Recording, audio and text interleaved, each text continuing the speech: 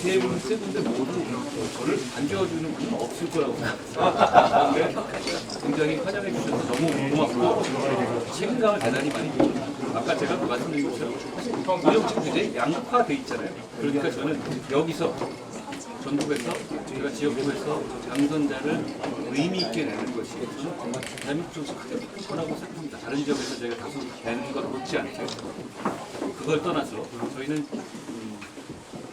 지속 가능한 정치를 하고 싶어서 결국 전진하는 정치인데 결국은 이 지역에 있어서 아까 제가 말한 상관이라든가 이런 것들 하시는 문제인데 이 지역의 청년분들의 삶을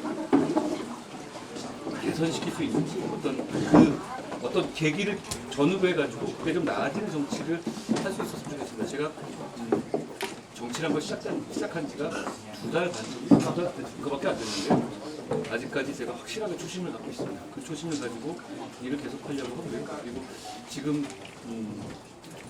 전국에 저희가 더 잘하고 싶다는 말씀이 여러분께서 너무 좋은데 고맙습니다.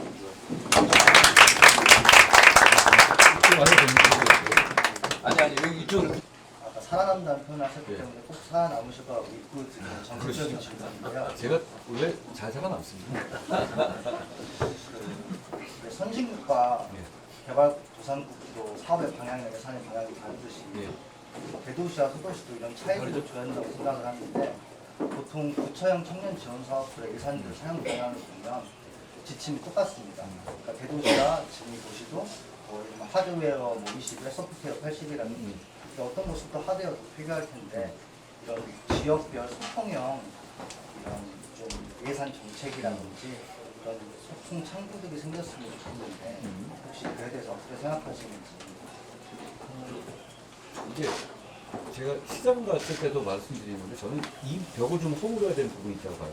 그래서 지역에 관한 지원이라든가 이런 부분은 지금 현재는 어떻게 되지? 우리나라가 지방자치 제도가 도입된 지가 꽤 됐잖아요. 이러다 보니까 어떻게 되냐면 대부분의 직접적인 지원은 지방자치제도 통하게 돼 있어요. 그게 근데 고난 내분의 측면에서 뭐 쉽게 생각하면 맞아 보이지만 그렇게 되면 어떤 즉각 필요한 부분에서도 중앙정부가 국비를 지원하는 그런 통로가 차단되는 면이 있는 거거든요. 저희가 이번 총선에도 그 법안을 준비하고 있습니다. 지금은 이제 어떤 지방에다 어떤 지원을 하는 과정이라든가 이런 거 할 때 저희가 얘기하고 모든 이런 거에 대한 답은 이런 거죠. 지방정부와 저희가 잘 협의해 보겠다. 이런 거였거든요. 근데 그건 사실 문제를 해결하는 답은 아니죠. 그런데 지금 이제 그런 법에 문제가 있을 텐데 그렇다면 이게 어떤 우리가 국민에게 의무를 막 부여하는 지방민에게 그런 방식이 아니라 지방민에게 어떻게 혜택을 주는 방식이라면 저희는 중앙정부가 직접 개입할 수 있는 법적 근거를 만드는 개정안을 준비하고 있습니다. 저는 그 부분이 된다면 여러 문제가 해결될 수 있을 거라고 생각합니다. 그러니까 그리고 개별적인 어떤 이 배분의 도시 단위의 문제는 그런 것들은 우리 지역에 있는 우리 일꾼들이 좀 감시를 해줘야 돼요. 그러니까 제가 전북 지역의 어떤 지자체라든가 이런 수준 폄하하는 건 전혀 아닙니다. 특히 꼭 전북만의 문제가 아니지만 또 다른 지역 비슷한 여건에 있는 다른 지역도 마찬가지예요. 권력이 변경이 안 되잖아요. 그렇게 된다면 이 어떤 체제의 변경에 관한 위기감을 느끼고 더 좀 잘하겠다는 경쟁을 가져야 변경을 하는데 지금 전북이나 전남에는 그런 어떤 외부적인 요인이 없어요. 그러니까 그 부분에 관한 어떤 이 니즈가 있더라도 그걸 꼭 반영 안 해도 되는 정치적인 그 상황이 지속되는 거죠. 그런 면에서 우리가 더 잘해야 한다고 생각합니다. 몇 석이라도 늘어나고 그리고 견제할 수 있는 구조가 굉장히 중요한 의미가 있어요. 그리고 그거를 하기 위해서 그러니까 그 부분에 관한 어떤 이 니즈가 있더라도 그걸 꼭 반영 안 해도 되는 정치적인 그 상황이 지속되는 거죠. 그런 면에서 우리가 더 잘해야 한다고 생각합니다. 몇 석이라도 늘어나고 그리고 견제할 수 있는 구조가 굉장히 중요한 의미가 있어요. 그리고 그거를 하기 위해서 저희가 더 열심히 하겠다는 말씀입니다. 저희는 정말 전국에서 당선되고 싶어요. 그냥 제가 지나가서 한번 오려고 아니에요. 당선되면 정말 멋진 일이라고 생각합니다. 그걸 꼭 해내고 싶다는 생각이 저는 진짜 있습니다. 고맙습니다. 반드시 하겠습니다. 예. 저는 이제 대구에서 살다가 전라북도 익산에 자리를 잡게 된 지 아, 10년 차가 그러셨어요? 됐습니다. 예, 고향은 대구입니다. 야. 익산에서 10년 차 자리를 잡았고 이제 결혼한 지 2년 된 청년 부부입니다. 감사합니다. 네. 되게 아쉬운 저의 실질적인 경험을 통해서 꼭 바라는 점이 있어서 말씀을 드리고 싶어서 이렇게 발언을 하게 되었습니다. 청년 부부들의 난임 문제, 또 저출산 문제가 굉장히 사회적인 또 그런 이슈로 대두가 되고 있는데요. 저같이 이제 자녀를 간절히 바라고 소망하는 청년 부부들도 분명 있을 거라고 생각을 합니다. 그래서 보통 저희가 자녀를 출산을 하기 이전에 이렇게 산정 검사를 통해서 건강한 자녀를 얻기 위한 준비를 하게 되잖아요. 그런데 보건소에서 기본적인 베이직한 검사는 무료로 실시를 합니다. 근데 좀 더 심도 있는 뭐 남자의 정자 검사라든지 이런 부분들을 좀 더 심도 있게 하기 위해서는 산부인과를 방문을 해야 합니다. 이제 이러한 심도 있는 부분의 검사에 대해서는 어떤 의료보험에 대한 혜택이라든지 지자체의 지원이 없어서 굉장히 아쉬웠습니다. 그래서 이제 집에 있는 제 배우자에게도 오늘 이 이야기만큼은 꼭 전달을 하고 오겠다라고 제가 약속을 했거든요. 그래서 이 부분을 조금 어떤 제도적인 부분이나 바라는 점으로 말씀을 드리고 싶습니다. 제가 이 부분을 여러 분들에서 얘기 들어가지고 고민하고 있는 부분인데요. 사실 의료보험 제도라는 게 굉장히 여러 가지 철학을 갖고 있는 제도잖아요. 의료보험은. 그러면 사실 의사라는 아주 고급 서비스를 이건 그래도 그 서비스가 완전 공공재는 아니죠. 공공적인 성격이 있지만. 그런데 그걸 서비스를 받는데 그걸 상당히 모든 사람이 아픈 것도 아니고 그러니까 예를 들어서 모든 사람이 아플 수 있고 이런 부분에 대해서 의료보험을 많이 할 수 있겠죠. 철학적으로. 그렇지만 아주 일부만인 그런 경우는 글쎄 왜 이걸 이 제정을 해야 되지? 이런 생각을 해야 되는데 저는 우리 인구 문제가 어떤 굉장히 중요한 상황이 됐기 때문에 지금 그렇게 하는 것이 충분히 정당성이 있다고 생각해요. 그래서 그 부분에 대해서 고민하는데 재원이 굉장히 차이가 생각보다 많이 납니다.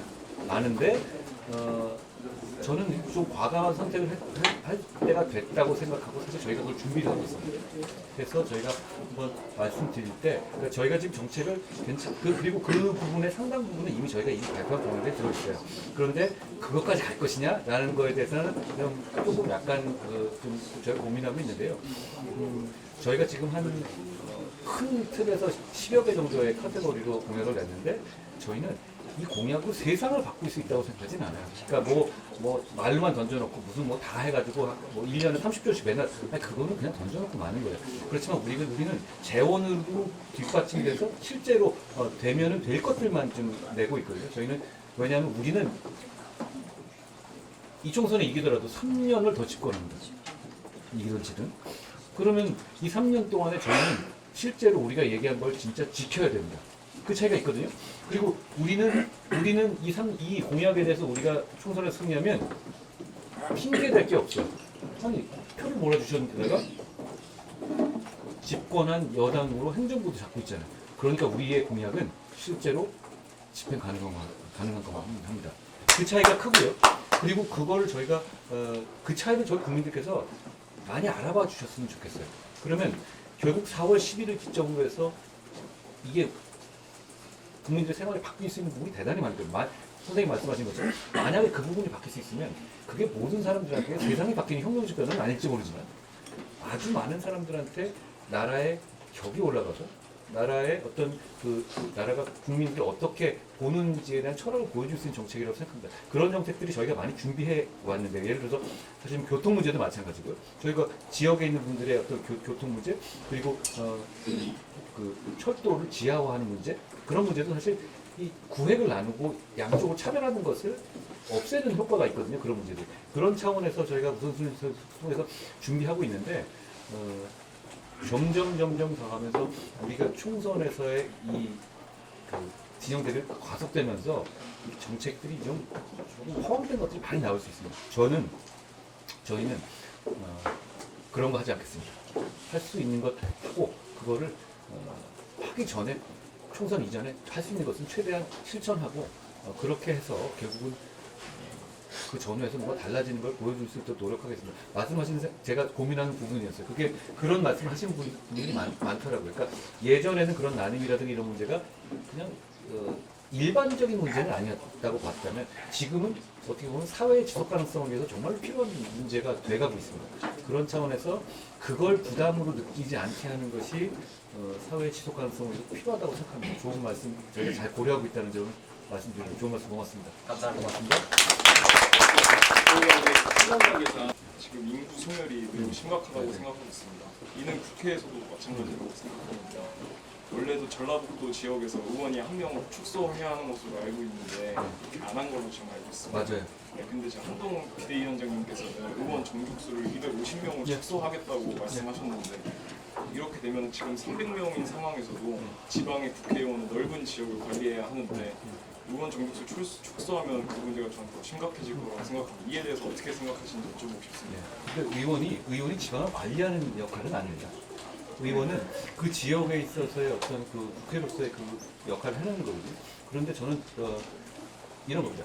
저는 많은 경우에 국민들이 생각하는 집단지성이 대부분 옳다고 생각해요. 저는 경험상 그렇게 봅니다. 대부분의 경우에 그렇고 아닌 경우는 물론 있습니다. 아닌 경우에는 정치적인 리더가 직을 걸고 그 반대 지점에 서야 되겠죠. 그런데 대부분의 경우는 국민의 판단이라는 건 결국은 그 정답을 정하는 심판 역할을 하는 경우가 대부분이기 때문에 대부분 맞다고 해요. 그런데 지금은 저는 죽일 때라고 생각해요. 왜냐하면 지금 전체 규모로 봤을 때 우리가 하는 일, 그리고 일의 밀도를 볼 때 저는 적어도 된다는 것이고, 그리고 말씀하신 거는 그건 지자체라든가 어떤 지자체의 어떤 역량으로서 하고 지방자치와 지방에 대한 중앙정부의 어떤 지원이라든가 이런 걸 강화함으로써 해결하는 문제지, 의원이 늘어난다고 해서 그 지역을 더 잘 대변할 것 같지는 않습니다. 그리고 제가 말씀드리는 지역구 250으로 줄인다는 게 사실 제가 부담하는 거에 대부분은 비례를 말합니다. 왜냐하면 지금 비례가 지금 제대로 운영되고 있습니까? 지금 이거 비례가 무슨 이합집산의 어떤 그 난장판이잖아요. 막 계산하고 누구는 감옥 가면 누구 이어받겠다고 공공연하게 얘기하고, 그리고 그걸 절대로 일반적인 경우라면 국회에 들어오겠다고 엄두를 못 낼 만한 어떤 아주 극좌적인 사람들까지도 통로로 들어오게 되고, 그리고 범법자도 들어오고 이런 구도를 만들잖아요. 전 이 비례제도가 완전히 없앨 문제는 아니라고 생각해요. 왜냐하면 장애인이라든가 우리의 소수자를 대변하는 그런 명분이 있어요. 근데 지금은 어떻게 보는 거냐면 그렇게 편법을 써서 비례로 들어온 다음에 이 비례로 들어온 분들이 다음번에 지역구 공천을 받기 위해서 당대표한테 완전히 후한무치하게 충성을 합니다. 지금 민주당에 있었던 아주 떠오르는 이상한 의원들 있죠. 대부분 비례예요. 왜 그러냐? 한 명한테 잘 보여서 다음번에 지역구를 받아야 되거든요. 이걸 직업으로 생각하는데 역시 묶여져 있어요. 왜냐하면 아까 제가 처음 말씀드린 것처럼 직업의 매력도가 너무 높거든요. 그러니까 이걸 놓치기 싫은 거예요.